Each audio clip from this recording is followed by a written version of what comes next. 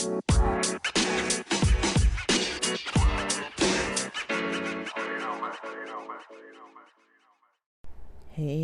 guys, what's up? Welcome back to the pod. Welcome back to Theory and Theology. Today we're going to be talking some more about some methods related to what Dolores Cannon talks about in the theories that discuss humans coming back to Earth or choosing to come to Earth and have unique experiences as a human being, and coming from wherever it is in the universe that a human, or before a human, the soul would come from, and decide to come to Earth and have a unique experience. So with that, I want to talk some about that experience of being on Earth. I mean, primarily, the theory that she discusses suggests that, us humans are here because we chose to come here, and, we kind of might need to repeat, returning to Earth if we're not able to correctly deal with our situations. Now, what does it mean, correctly dealing? Does it mean that we don't have emotions, negative emotions, ego attached to a situation? I don't know for sure. So say for example, if I'm a hot-headed person, if I get angry often, if I'm easily irritated, I can relate to that. I get easily irritated about some things, about other things not so much. But say for example, something as simple as, I don't really prefer to live with housemates or roommates. I like my privacy. I like my space. I like to be able to walk around without, having to get fully dressed all the time. I like to be able to talk on the phone and feel like I have a lot of privacy. I like to be able to work from home and be on the phone or watch whatever I want on a big screen TV in an open space on YouTube, whatever kind of content I want to be watching without having to think about, I need to do this behind closed doors, or, I don't feel like this is a private enough space to talk, so I need to go. Like, literally, I go down the street to talk on the phone because I'm not comfortable talking on the phone in my house, because although this house is very quiet and that's very great, I don't really want people overhearing my conversations with my friends. So I don't really tend to have conversations with people, with my friends, in the house. And if I do, or even like podcasting, I struggle to kind of do that in the house. So I kind of work around other people's schedules. It's like, okay, fine then. I know nobody else in the house is usually awake before like 9 a.m. at the earliest, and I'm up around 6 something, 7 something in the morning, able to record around those times. So it gives me a good like 2 or so hours to record, make my breakfast, get my morning going without having to really interact with anybody else in the house. I mean, is that what we're talking about? Like things that are like annoyances or problems or things that irritate us, is that what we're trying to resolve while we're here on Earth? And I kind of assume that, it is. If we have patterns of distress that, we have trouble coping with, whether that's something that maybe somebody else did towards us that was negative and resulted in trauma, or maybe if it's just some kind of our own nature that we kind of gravitate more or less towards certain things that maybe are, maybe we have like some kind of investment of the ego in there, in that we're not fully comfortable to be able to cope with those situations without having to feel maybe a sense of inferiority or a sense of shame or a sense of, anxiety or depression or doubt or sadness or, being triggered. I mean, I'm not 100% sure if that's what Dolores Cannon was talking about, as in like as to the topic of, why we came to Earth and what it is that we're trying to resolve while we're here, and trying to get things right. Because I also don't really know, like, okay, like if I have emotions that aren't happy emotions, is that a bad thing? Is it bad to have grief? Is it bad to have, insomnia, like keeping you up because your mind is racing?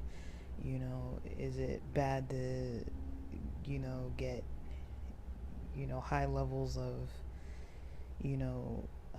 just frustration, easily frustrated with situations and limited patience? Is that what we're trying to resolve? So if it is the case that these are the types of things that we're trying to resolve, like I've talked about before, that I've been kind of testing out and working with different ideas of, what I've been trying to work on in my own life. And I really apologize. I do not understand or know why in this past week, I mean, a little bit of a side tangent here, I don't know why in this past week there has been such a high increase in motorcycles. I live off of a major highway and it's really hot, so I have the windows open, I have the fan on, windows open, and I've noticed this last week, it's Sunday right now, but I've noticed in the previous week, some days I'm counting like back to back, like motorcycles, like 5, 6, 7, 8 motorcycles every day. Just like, I don't understand. Like I'm thinking maybe it might be because of the economy and because, in LA, people drive often and gas mileage is, gas is possibly cheaper with a motorcycle, and, you can kind of save on rush hour time, because here you're able to drive in the far lane between cars if it's safe to do so. I believe it's legal. People do it. If it's not legal, I don't really know, but you're allowed to do it on the freeways, at least from what I've seen. You can ride along that carpool lane line, and when there's traffic you can kind of cut through. I'm not sure if that's why there's so many motorcycles, or maybe it's a Sunday thing, because today is Sunday. I do notice more motorcycles on the weekends in general. People cruising the highway with motorcycles is kind of like a cultural thing. And then also maybe it's a summer thing. I really don't know, but I noticed the other day, I was like, because it's hot and I've been wanting to sleep with my windows open, and I've been noticing between like 9 p.m. and like 10:30 p.m. it's like super loud, and between the sirens and the planes and the motorcycles and the dogs barking and all this kind of stuff, people revving their engines and things, it's like, man, like it gets really loud over here. And I apologize, because when I'm recording, it's like I can't do anything about it. I could go down the street, but then I'm like baking in my car, like, because it's hot outside, and I don't like to run the AC while I'm sitting in the car, because that's just kind of like a waste,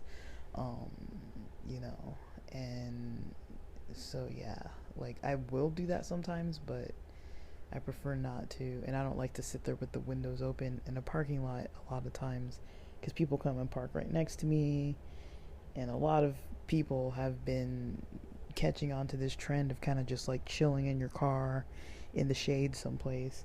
And so I've noticed that becoming like a pretty popular thing of the parking lots where I like to chill and do my recordings. There's often other people chilling and doing their recordings. Not doing recordings, but they're chilling and just kind of like sitting next to me with their windows open, and I'm not trying to like, record these types of episodes or other types of episodes that are kind of way more personal. I try not to really sit there and record it like that. So I apologize. I don't know if there's anything I can really do about it, but if you hear a lot of background noise, that's what it is. Disclaimer, I guess. So let's look at some of these ideas, from a reflection perspective. Now, if you're familiar with psychology, you've possibly heard of CBT, which is cognitive behavioral therapy, and there's a model that's the ABC model, just kind of cleverly named. So basically what it looks at, and I'll describe this, it's an activating event. That's what the A stands for. Behavior is what the B stands for, and then consequence. So activating event, behavior, and consequence. And I'll explain this. So basically what that means is during a time of reflection, if a person is using this model, a patient, a student, a client, whoever it may be, just someone who is using this as part of their like ritual practice for like trying to like heal, they would have an activating event that they might be looking at. So that's any kind of stimulus or situation that comes up that is distressing, right? So if they identify, say if you're reflecting, right? And say if I'm reflecting. So I did reflection this morning, and I'm going to use an example of something. So, but yeah, you have an activating event, which is some type of a stressful or distressing stimulus that either keeps happening, that's a pattern, or it's it newly happened, like something that you can recall a lot of details about, right? And then there's the behavior, which is either actions or thoughts, like what did you do? So something happens or something comes up that's stressful, you do or think some way. So you either behave or act or think in a certain way, and the result of that is the consequence. Like, did you have any kind of an emotion attached to that? And this can kind of become a cycle. People can get stuck in this cycle of the behavior and the consequence, It's like, say for example, just really quick, and I'm not going to talk about this in detail, but say for example, if I just wake up stressed out, I wake up because I didn't sleep very good, so I wake up, I'm stressed out, and I gotta rush because I maybe overslept my alarm. I was supposed to get up at 7 a.m. or maybe I accidentally set my alarm for 7 p.m. and I needed to wake up at 7 a.m. and accidentally woke up at 8 a.m. instead and needed to be somewhere at 9 a.m. So now I have to decide what kind of stuff do I need to skip so I can still get somewhere at 9 a.m. And I know for myself, if that was the case, I'd be like, my brain would be foggy. I'd be really unorganized and stressed out and trying to like get out of the house, maybe skip breakfast, and then that wouldn't help with my brain energy and focus or anything.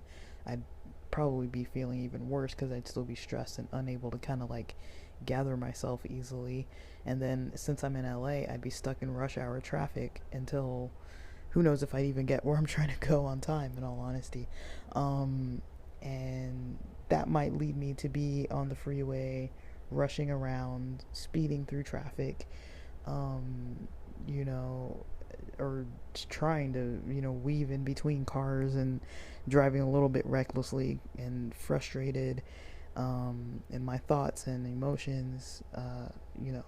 I might just be just kind of like cursing under my breath and stuff. And then a consequence to that would be, maybe I get a ticket, and then I'm late anyways because I had to sit there with the officer who's writing me up a citation for reckless driving, and then I get to work or wherever the appointment is.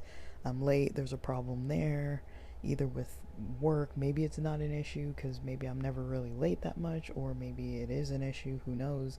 But then, that's not a good start to a day, right? And then that could lead to me going home, losing sleep again, because now I'm like, now I have this bill that I have to pay for this citation, and I had to like either stay late for work to make up the time, if that's like a thing, and then maybe I missed some other important thing because I had to stay late, or maybe I missed the appointment because I was there like 20 minutes late, and the rule is you can't be more than 5 or 10 minutes late or something. So now I have to reschedule this dang appointment, and then I'm losing sleep over it because they offer me the appointment the next day. So now I have to rush again the next day, and I'm like frustrated, ending my day, and then losing sleep over the fact that now I have to figure out how to pay this citation when I'm tight on money.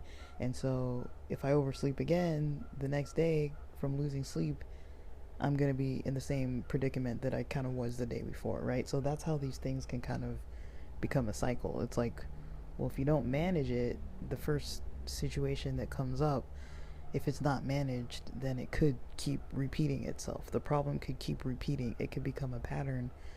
I mean, that's like a simplified kind of like very rough example, right? Like, that's not likely how most people's days are going to go, that they're going to be like needing to pay a citation immediately, or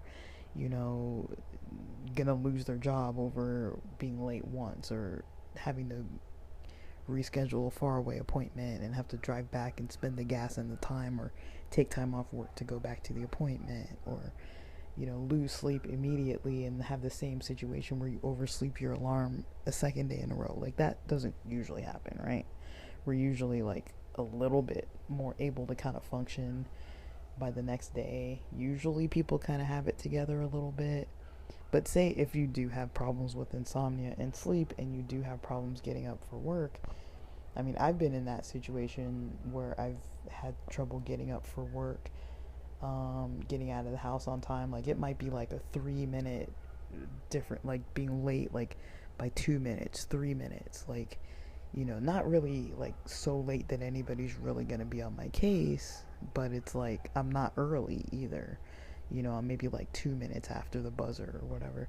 So it's kind of like I've had those times in my life in school and also in work where it's like that's kind of a sign for me that you're kind of burning out, you need to take a break, you need to take some time off. And usually by the time I take some time off, I'm able to kind of get things together so that I'm waking up with enough time, leaving with enough time. But I have noticed that if I push too much, too hard for too long, I will fall into a habit where I'm just a little bit late, or maybe I'm just pulling into the parking lot at my 9 o'clock job, and like just pulling in, and like having to like come to the door while they're barely opening the door and stuff. Like, you usually want to be there on time, like a little bit early, so that once you're parked, you're there on time. So that's like basically how the ABC model works. It's kind of, and CBT in general, it looks at cognitions and behaviors. It looks at your emotional states and how you kind of look at the patterns. It's usually patterns that you're looking at. So if I were looking at patterns of irritability, it's like, yeah, this day, that day, and that day I was irritable. These other days I wasn't. But maybe I have a pattern. Maybe it's not specific certain days of the week, but maybe it's like I notice that there's certain days that I'm just like a little more irritable. And it happens multiple times in a week. I mean, that's a real life thing for me. Like, I do notice myself, a few times a week being kind of irritable when I'm in my home space. Like, it's a little different when I'm with my friends, when I'm out doing things I want to do. I'm kind of like enjoying my day. But then when I come home, it's like, I don't really want to socialize when I come home, and the people I live with oftentimes really want to socialize with me, and I really don't want to socialize with them. It's like once I come home, I just want to be in my own head and like do my projects, do my own things, and just have my own time. And I want it to be all my own time. Like, a lot of times I'm very selfish with my time and energy when I'm in my house, unless I feel like actually talking to people. And it's not every day of the week that I feel like interacting. And some days I really feel like I just hope that I don't have to interact with anybody. And nobody else can read my mind about this, but I know that's how I feel. And so it's like, I try not to be like rude or mean or like a jerk, but at the same time, it's like, how many times can you tell somebody that you don't really feel like interacting? It's kind of like one of those things. It's like, well, if people aren't going to listen to you when you try to like set boundaries and stuff, eventually it gets to a point where it's like, okay, like, this person just doesn't get it or whatever, or they're just like prioritizing their own needs over your own needs. It's like, I need quiet and silence and distance, and somebody else might be like really lonely and like, really in a chatty mood, and I'm really not in a chatty, lonely mood. It's like, I just went out with my friends. I just went out and hung out and had a good time. I'm not trying to sit here with this person and talk about God only knows what they want to talk about. I've definitely had that experience when I had roommates and things like that, where I'm just like, I can't deal, like, I just need these people to like stop. Because it would be like 3 different people trying to come up to me at different times when I'm just trying to cook a meal, and it led me to do things like avoid cooking. I would eat unhealthy food. I'd start buying unhealthy stuff and spending more money, like eating out, even if it's crappy eating out food, even if it's crappy like McDonald's or cheap like dollar menu stuff. It's still going to be more expensive most times than buying like food to make at home. But if you can't peacefully make your food without somebody just like chatting your ear off about all their life's woes and problems, when it's like, dude, I just got off work, I'm not trying to listen to this, like, I'm already stressed, I'm hungry, I'm tired, I'm exhausted, and now somebody wants to just like take advantage of the fact that you're sitting in the kitchen and cooking something that's going to take 15-20 minutes. You have to sit there and cook it while they talk to you. So I would do things like put earbuds in, and I knew other people would think it's rude, but it's like, I need to do this or else I'm going to be irritated with somebody. Or I would just make food that I could put in the oven, or something that I could put in the microwave, so that all I had to deal with was like coming back to get the food or cleaning up the dishes afterwards, and not having that 30-minute prep time, cook time in the middle, where I'm just standing there at the stove and somebody's just like talking to me incessantly about like God only knows what, and I mean, it's sad to say, and I mean, it sounds like a jerk. It sounds like I'm being a jerk, but it's like, that's just kind of how I am. Like, a lot of times it's like I really just don't want to talk to certain people. But also, it's probably because I've been living with people that I don't want to live with, people that I don't want to necessarily involve in my day-to-day life, people that I don't necessarily want to share my day-to-day life with. Like, yes, I might want to interact with them at some time, or on the times when I feel up to it, but I don't naturally always feel like talking to these certain people. And so it kind of gets a little bit like, okay, like, this isn't the lifestyle that I prefer. I prefer to have my distance from certain people, because I like my space, I like my privacy, and I feel like involving myself with certain people is like a little bit too intrusive. Not that they're doing anything specifically to me, but it's like, to me, I need my space from them. I'm more comfortable without them being involved in every aspect of my life. And so I try not to share with them a lot of things because I don't like them to be involved. And that's just kind of how I am. Like, maybe it's a problem. It kind of is, because then it makes me like pretty like isolated. And sometimes when I'm cooking or like out in like an open space, like maybe I'm doing laundry and like putting it somewhere to dry in a public space or something, and then somebody sees me and starts trying to talk to me, it's like, I really am a social person. I like talking to people, but I also have a very introverted side that does not at all like talking to people. And I think it's hard for people to read that, and I think it's hard also because I've lived with people who are of different age ranges, typically older age ranges, that like to talk a lot, because they don't leave the house every day, they don't go out and talk to different people every day, and everybody has social needs.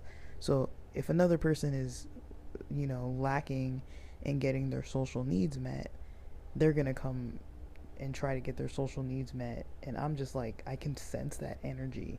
I can sense like the energy of like somebody needing me to kind of like fill that for them, and I don't like that. Like I don't mind interacting like in general when it's just like a fun give and take kind of interaction, but I don't like the whole like almost like the feel of like when you come home and you have a puppy at home and they're just like waiting by the door for you to like get back.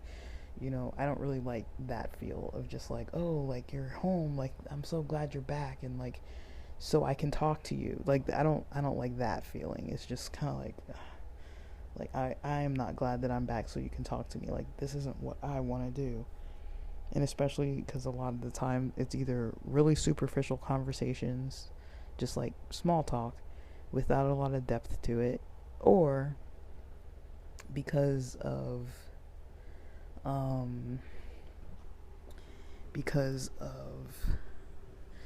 like a person having like needs that they need to get met, and they're trying to get them fulfilled through me without my permission, and not really consideration for like what I need or what I prefer or what I want or what I like.